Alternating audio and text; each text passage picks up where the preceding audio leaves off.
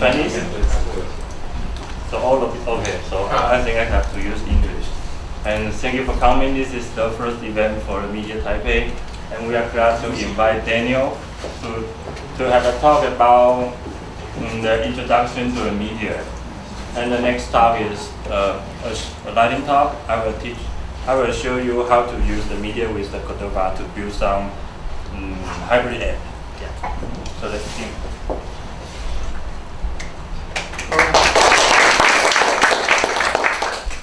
Thank you. It will take me another moment.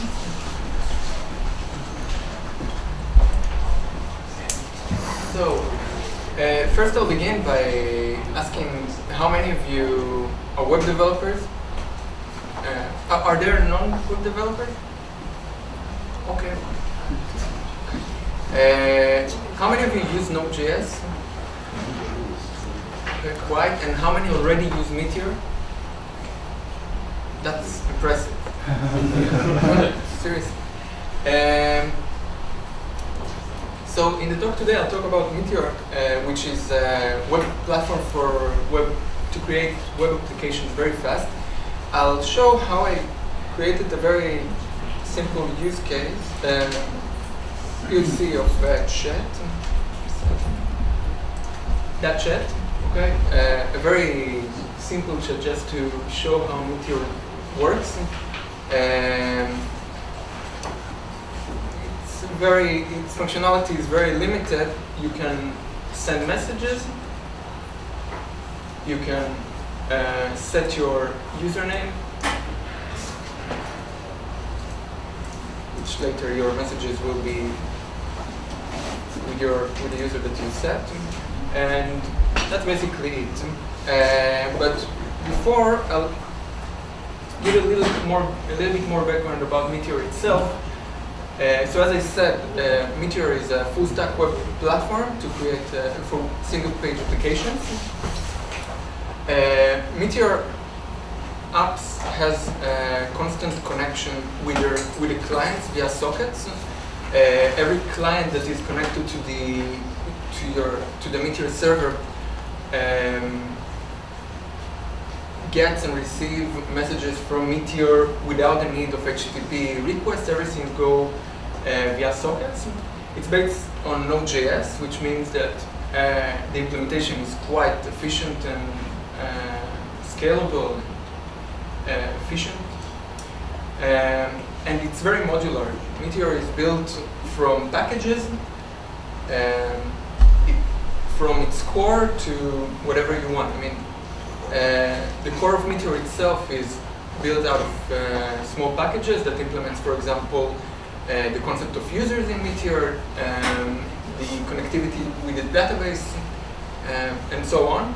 And the same way that the core itself is written, you can go and extend Meteor even further.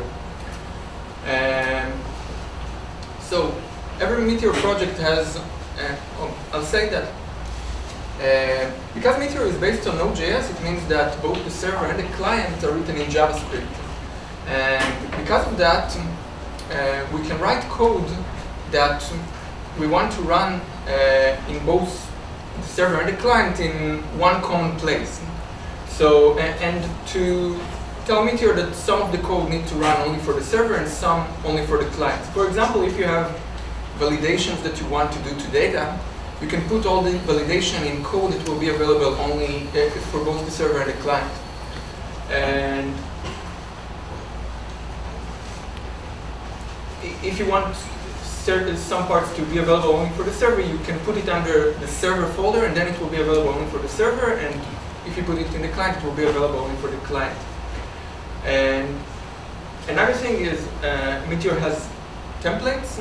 For example, here we have the main HTML template, which has the basic HTML for that project. This is how a Meteor template looks like. There are three types of containers. We have head, which all the things that you write here will be in the head section of the page that will be generated by Meteor from that template. Though it looks like an HTML page, it just uses the HTML markup. Eventually, Meteor will see what you wrote there and will send it to the client in other ways. It's not real HTML. And you can see that there is no opening and closing HTML tags. So we have the head, we have body, which is the main block, the main template, and then we have templates that we can load using this notation, and that's basically it. So we have head, body, and general template that has name.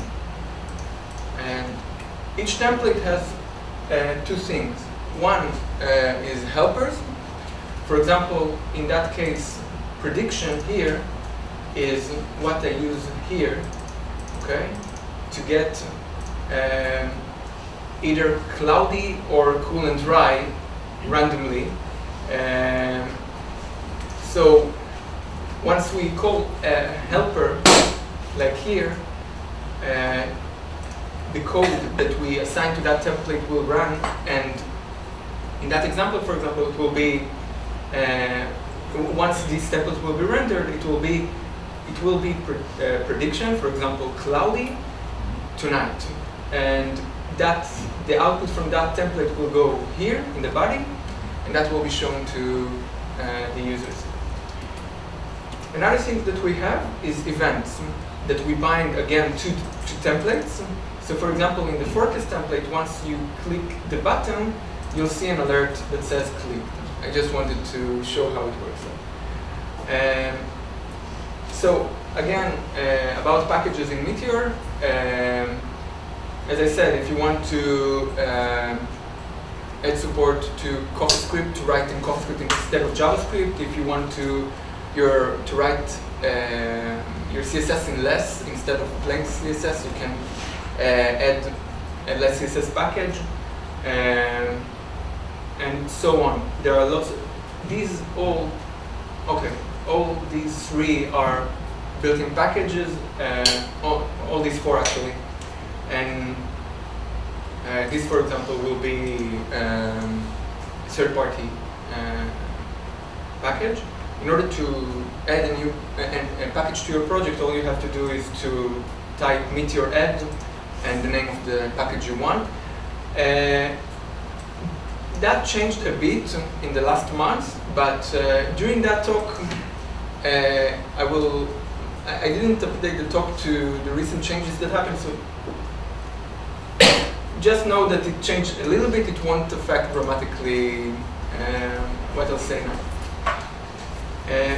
Another three key concepts in Meteor are sessions, collections, and publish, subscribe, and reactivity. The three of them I'll explain more in the demo that I'll show of how I developed the OpenChat. So, in order not to make you too tired with me trying to program it live, I created a video for it.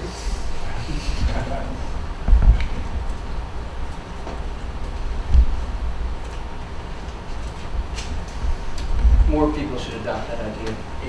Yeah. I've been in lectures that, it never works in lectures. Okay, so to begin a new Meteor project, all you have to do is to type Meteor create and the name of the project. That will create a new folder with scaffolding for, in that case, it will be like hello world scaffolding. I'm removing that scaffolding because I don't need it. I add packages. You see MRT add bootstrap. Today we don't use MRT anymore, we just write Meteor. Okay, so that changed a bit. So Meteor add bootstrap.